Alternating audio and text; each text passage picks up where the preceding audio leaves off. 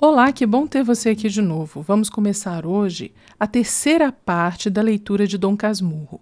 Desta vez, nós vamos do capítulo 11, ou seja, 11º, até o capítulo 15, 15º. Vamos lá? Capítulo 11, A Promessa. Tão depressa vi desaparecer o agregado no corredor, deixei o esconderijo e corri à varanda do fundo. Não quis saber de lágrimas nem da causa que as fazia verter a minha mãe. A causa eram provavelmente os projetos eclesiásticos, e a ocasião destes é a que vou dizer, por ser já então história velha, datava de 16 anos. Os projetos vinham do tempo em que fui concebido. Tendo-lhe nascido morto o primeiro filho, minha mãe pegou-se com Deus para que o segundo vingasse, prometendo, se fosse varão, metê-lo na igreja. Talvez esperasse uma menina. Não disse nada a meu pai, nem antes, nem depois de me dar à luz. Contava fazê-lo quando eu entrasse para a escola, mas enviuvou antes disso.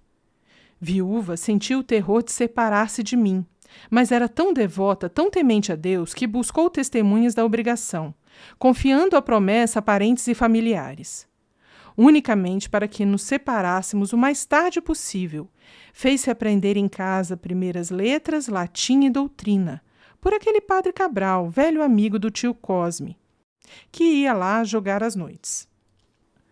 Prazos largos são fáceis de subscrever, a imaginação os faz ínfimos. Minha mãe esperou que os anos viessem vindo. Entretanto, ia me afeiçoando à ideia da igreja.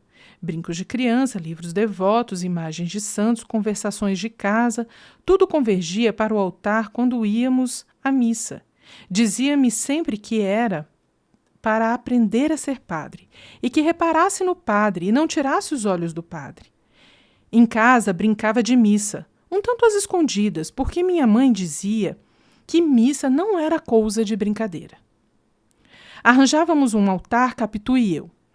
Ela servia de sacristão e alterávamos o ritual no sentido de dividirmos a hóstia entre nós.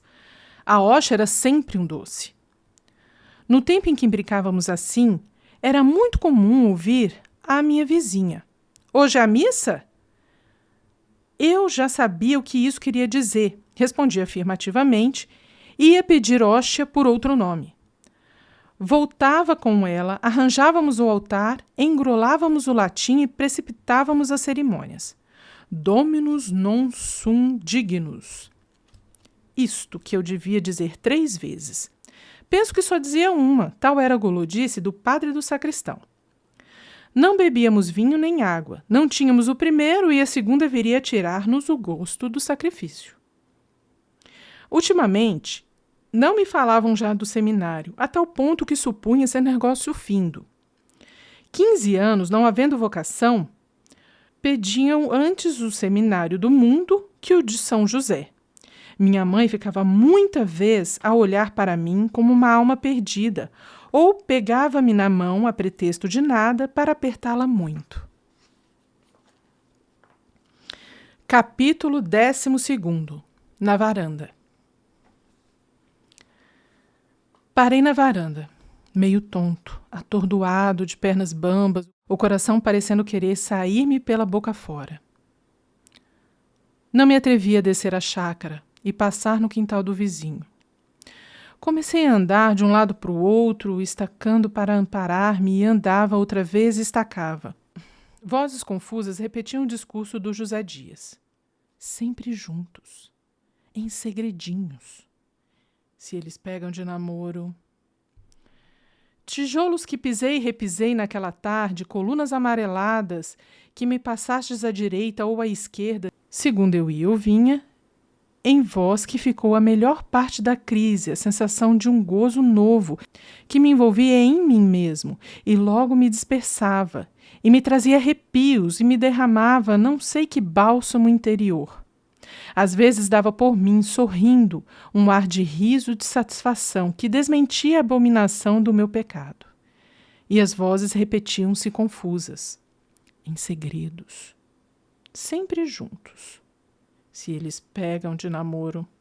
Um coqueiro, vendo-me inquieto e adivinhando a causa, murmurou em cima de si que não era feio que os meninos de 15 anos andassem nos cantos com as meninas de 14. Ao contrário, os adolescentes daquela idade não tinham outro ofício, nem os cantos outra utilidade.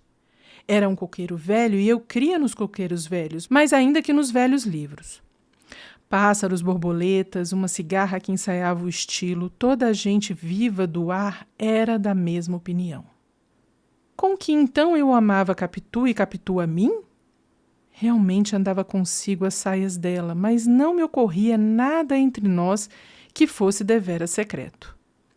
Antes dela ir para o colégio, eram tudo travessuras de criança. Depois que saiu do colégio, é certo que não estabelecemos logo a antiga intimidade, mas esta voltou pouco a pouco, e no último ano era completa. Entretanto, a matéria das nossas conversas era de sempre. Capitu chamava-me às vezes bonito, mocetão, uma flor. Outras pegava-me nas mãos para contar-me os dedos. E comecei a recordar esses e outros gestos e palavras, o prazer que sentia quando ela me passava a mão pelos cabelos, dizendo que os achava lindíssimos. Eu, sem fazer o mesmo aos dela, dizia que os dela eram muito mais lindos que os meus. Então Capitu abanava a cabeça com uma grande expressão de desengano e melancolia, tanto mais de espantar quanto que tinha os cabelos realmente admiráveis, mas eu extorquia chamando-lhe maluca. Quando me perguntava se sonhara com ela na véspera, eu dizia que não.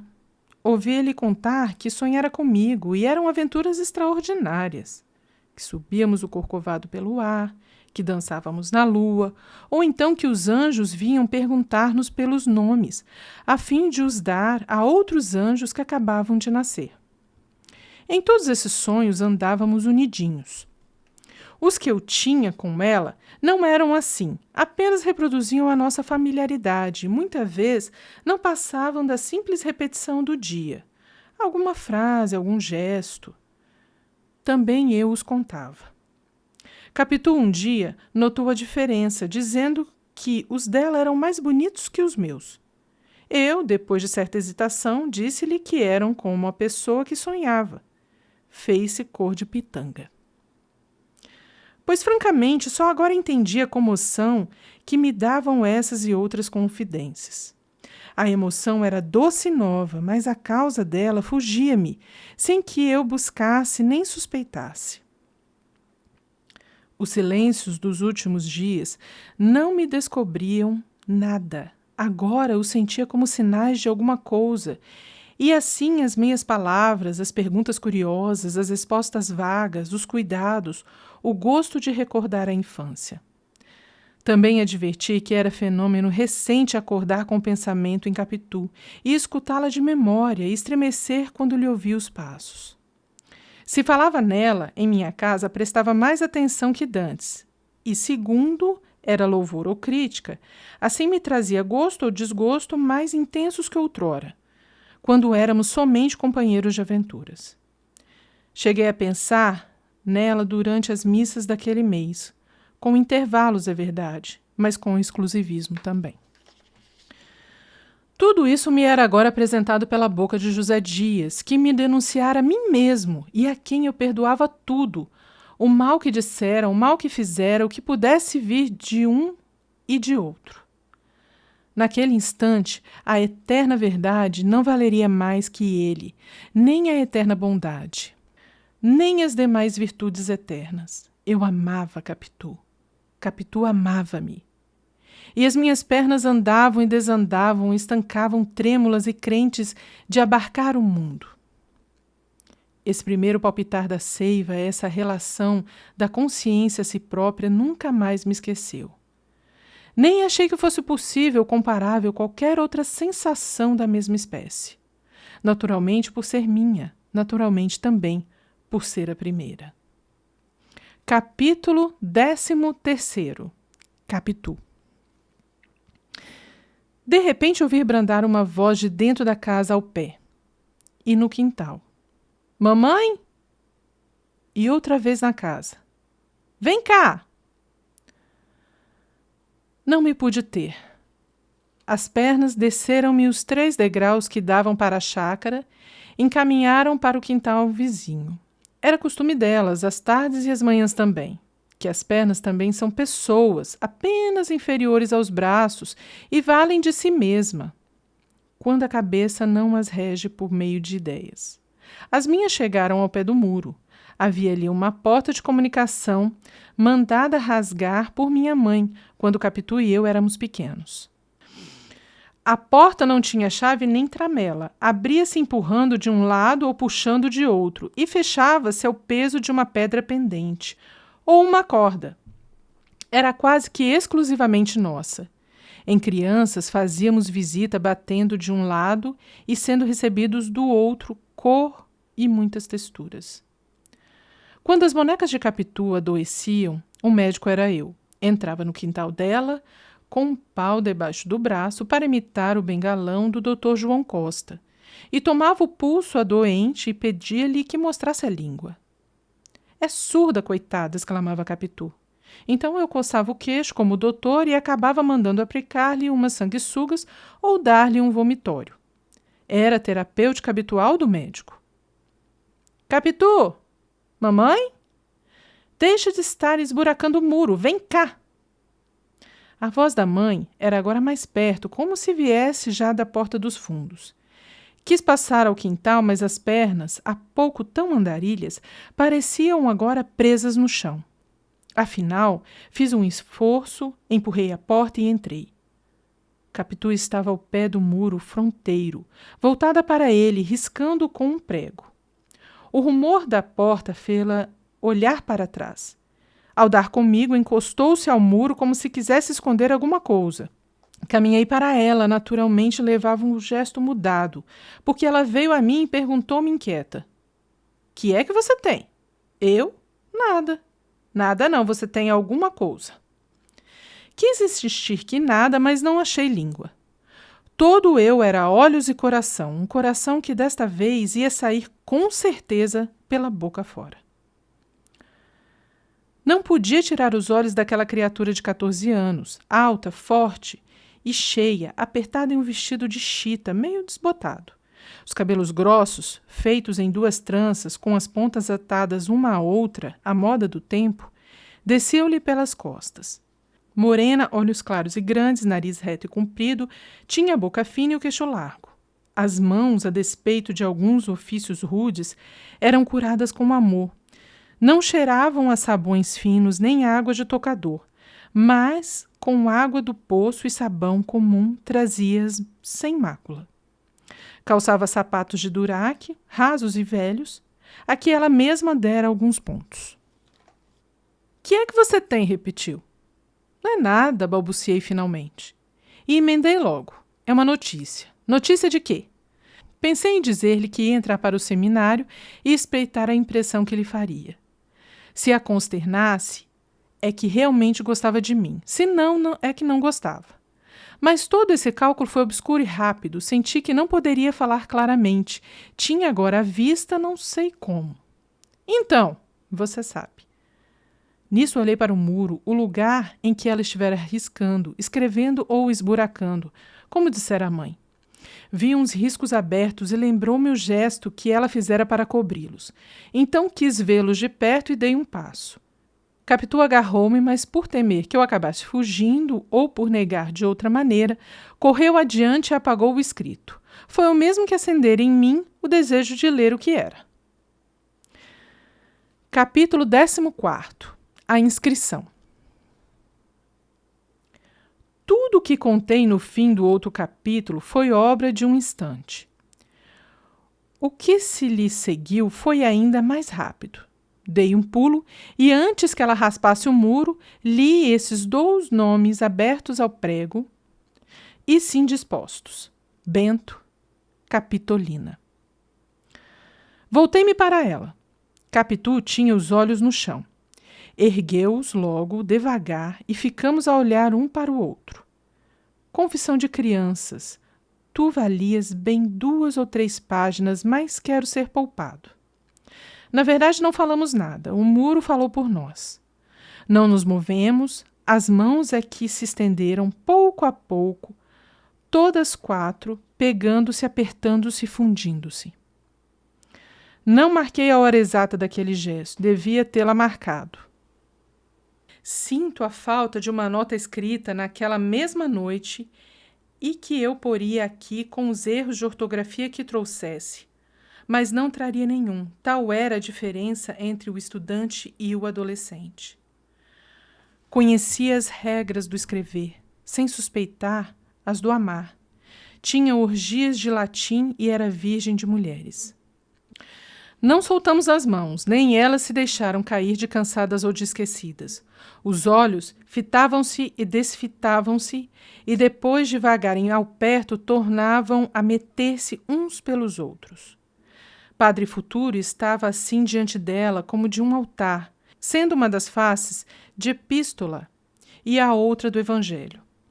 A boca podia ser o cálix, os lábios a patena. Faltava dizer a missa nova, por um latim que ninguém aprende e é língua católica dos homens. Não me tenhas por sacrilégio, leitora minha. Devota à limpeza da intenção, lava o que puder haver, menos curial no estilo. Estávamos ali com o céu em nossas mãos, unidos os nervos, faziam das 2 criaturas uma só criatura seráfica. Os olhos continuaram a dizer coisas infinitas, as palavras de boca que nem tentavam sair, tornavam ao coração caladas como vinham. Capítulo 15. Outra voz repentina. Outra voz repentina, mas desta vez uma voz de homem. Vocês estão jogando o siso? Era o pai de Capitu, que estava à porta dos fundos, ao pé da mulher. Soltamos as mãos depressa e ficamos atrapalhados. Capitu foi ao muro e, com o prego, disfarçadamente, apagou os nossos nomes escritos. Capitu? Papai? Não me estragues o reboco do muro. Capitu riscava sobre o riscado para apagar bem o escrito. Pádua saiu ao quintal para ver o que era, mas já a filha tinha começado outra coisa, um perfil que disse ser o retrato dele, e tanto podia ser o dele como o da mãe. Fê-lo rir era o essencial. De resto, ele chegou sem cólera, todo meigo, apesar do gesto duvidoso, ou menos que duvidoso, em que nos apanhou. Era um homem baixo e grosso, pernas e braços curtos, costas abauladas, donde lhe veio a alcunha de tartaruga, que José Dias lhe pôs. Ninguém lhe chamava assim lá em casa, era só o agregado. Vocês estavam jogando siso? Perguntou. Olhei para um pé de sabugueiro que ficava perto. Capitu respondeu por ambos. Estávamos sim, senhor, mas Bentinho ri logo, não aguenta. Quando eu cheguei à porta, não ria. Já tinha rido das outras vezes, não pode. Papai quer ver? E Séria fitou em mim os olhos, convidando-me ao jogo. O susto é naturalmente sério. Eu estava ainda sob a ação do que trouxe a entrada de Pádua e não fui capaz de rir, por mais que devesse fazê-lo, para legitimar a resposta de Capitu. Esta, cansada de esperar, desviou o rosto, dizendo que eu não ria daquela vez por estar ao pé do pai. E nem assim ri. Há coisas que só se aprendem tarde, é mister nascer com elas para fazê-las cedo. E melhor é naturalmente cedo que artificialmente tarde. Capitu, após 2 voltas, foi ter com a mãe, que continuava à porta da casa, deixando-nos a mim e ao pai encantados dela. O pai, olhando para ela e para mim, dizia-me cheio de ternura: quem dirá, esta pequena tem 14 anos, parece 17. Mamãe está boa? Continuou voltando-se inteiramente para mim. Está. Há muitos dias que não a vejo. Estou com vontade de dar um capote ao doutor, mas não tenho podido. Ando com trabalhos de repartição em casa. Escrevo todas as noites que é um desespero o negócio de relatório. Você já viu o meu gaturano? Está ali no fundo, e agora mesmo buscar a gaiola. Ande ver. Que o meu desejo era nenhum, cresce facilmente sem ser preciso jurar pelo céu nem pela terra. Meu desejo era ir atrás de Capitu e falar-lhe agora do mal que nos esperava. Mas o pai era o pai e demais amava particularmente os passarinhos. Tinha-os de várias espécies, cor e tamanho. A área que havia no centro da casa era cercada de gaiolas de canários, que faziam cantando um barulho de todos os diabos. Trocava pássaros com outros amadores, comprava-os, apanhava alguns do próprio quintal armando alçapões. Também se adoeciam, tratava deles como se fossem gente.